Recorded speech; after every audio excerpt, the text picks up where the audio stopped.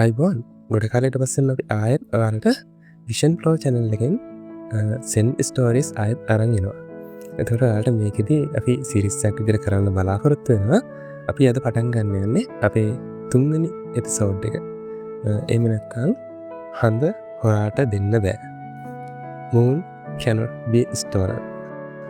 ගොඩ කාලයකට කලින් හිටිය ජපන් රටේ කඳු අතර සරල ජීවිතයක් ගත කරපු සෙන් භික්ෂුවක්.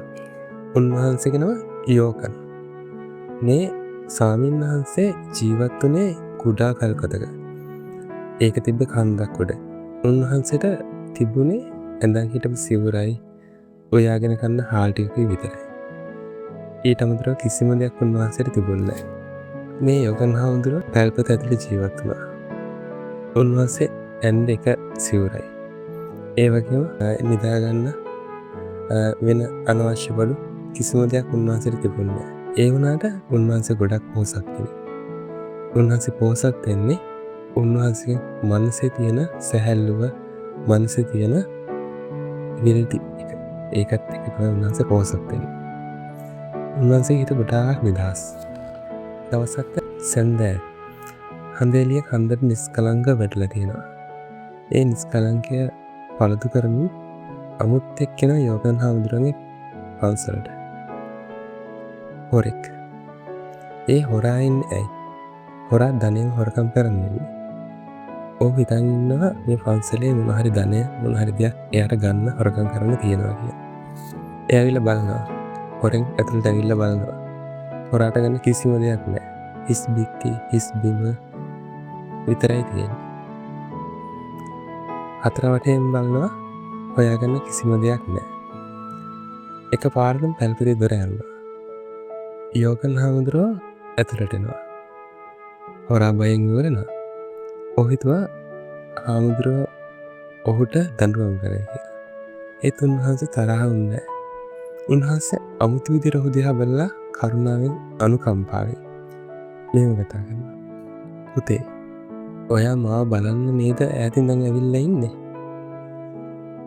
ඔයා මෙච්චර දුරක් ආව හිස් අතින් ආපහු යන්න නෙමෙයි කියලා මම දන්නවා. ඔයා මට ගෞරවයක් කරන්නේ මගේ පුංචි පැල්පතට ඇවිත්. ඉතින් උන්වහන්සේ තමන්ගේ එකම සිවුරක් ගලවලා ඒකතන අරගෙන හොරාට දික් කරනවා. මෙන්න පුතේ මේක ඔයාට තෑග්ගක්. ඔයා මේ සිවුර අරගෙන පිළිගන්න. හිස් උතර යන්න එපා. මේකත් අරගෙන යන්න. හොරා බුදුන් වගේ බලාගෙන ඉන්නවා. ජීවිතයට ලැබුණ අමුතුම තෑග්ග. ඒක උට කතා කරගන්නවත් බැරි වුණා ඒක. ඔහු ඒ සිවුරත් අරගෙන කලවරට ඇවිත් දුවලා යනවා. පැල්පත පහුවලා ගොඩාක් ඈතට එනවා. පැල්පත ඇතුලේ යෝගන් හාමුදුරුවෝ තනියෙන් ඉන්නවා. සිවුර නැතුව. උන්වහන්සේ පිටතට වඩිනවා. බිම ඉඳගන්නවා. ඊට පස්සේ උන්වහන්සේ ආස් දිහා බලනවා. එදා පුන් පොයේ දවසක්. ආස පුරාම තරු. මැදින් ලස්සනට හඳ පායලා තියෙනවා. උන්වහන්සේ වටේට වැටිලා හඳ එළියේ හිතට හරිම සැනසීමක් දැනෙනවා. ඒ මුනේ හරිම සාමයක් තියෙනවා. ටික වෙලාවක එහෙම බලන්ට උන්වහන්සේ මුන්ට හිනාවක් එනවා. දුකමුස හිනාවක්. ඊට පස්සේ ඉතින් උන්වහන්සේ Tamanටම මෙහෙම කියා ගන්නවා. දුප්පත් මිනිහා. කොච්චර දුප්පත්ද? ඔහුට අහිමි වුණ දේ ඔහු දන්නේ නැහැ. ඔහුට ඕනුනේ මගේ පරණ සිවුර විතරයි. ඒක ඔහුට දෙන්න මට පුළුවන් වුණා. ඒ ගැන මම සතුටු වෙනවා. ඒත් මට ඔහුට මේ ලස්සන හඳ දෙන්න තිබුණා නම්, මේ හසෙ ලස්සනට තියෙන තරු දෙන්න තිබුණා නම්, මේ හීතල හොලඟෙන් තියෙන සැනසීම දෙන්න තිබුණා නම්, මේ කිසිම දෙයක් ඒ හොරාට දෙන්න මට බෑ. මේ කිසිම දෙයක් කාටවත් හොරකම් කරන්නත් බෑ. ඉතින් යාළුවෝ, අද පණිවිඩය තමයි ඕනම හොරෙකුට, ඕනම රජයකට, ඕනම මංකොල්ලකාරයෙකුට ගන්න පුළුවන් අපිට තියෙන ෆිසිකල් දේවල් විතරයි. කාටවත් අපේ සැනසීම, මේ ස්වභාව ධර්මයේ තියෙන සුන්දරත්වය කාටවත් හොරකම් කරන්න බෑ.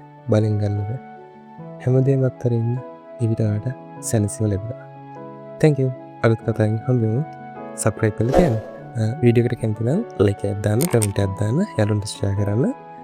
මොන හරි අඩුපාඩු තියෙනවා නම් අපිට comment එකක් දාලා ඒ ගැන දැනුම් දෙන්න. තැංකූ.